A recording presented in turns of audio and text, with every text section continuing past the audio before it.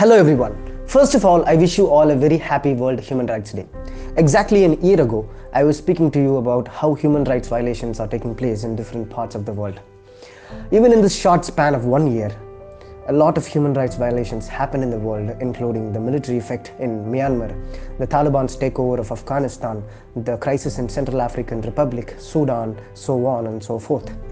It is true that human rights violations still prevail. However, we have improved a lot. Factually speaking, the number of deaths due to human violence, armed conflicts and other insurgencies have decreased a lot, and it is far less than what we saw in the past centuries. But how did this improvement happen? Were there any champions behind this? Were there any important documents behind this? Yes. In 539 BC, Cyrus the Great and his armies conquered Babylon, and his actions after that marks an important advancement in the history of mankind. Usually when a kingdom is conquered by an emperor, he violates people's rights and exploits them. However, Cyrus gave people their racial equality and freed them from slavery. All of the rights that Cyrus the Great gave his people were written in a clay-baked cylinder, and this is known to be the Cyrus Cylinder, which is often recognized as one of the most important and first charter of human rights of the world.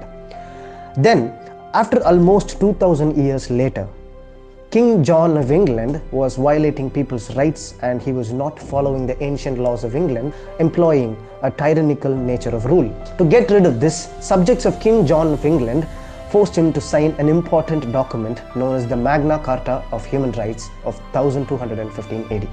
This document of Magna Carta of 1215 AD is one of the most significant documents of the modern democracy and the establishment of human freedom. Then in 1628 AD, King Charles I of England was similarly violating people's rights, and when the Parliament refused to sanction money for his weird foreign economic policy, he enslaved and detained and tortured whoever who is against his rule. So in order to protect people's rights from this tyrannical rule, Edward Coke, one of the very famous lawyers of the then England, drafted an important document known as the Petition of Rights.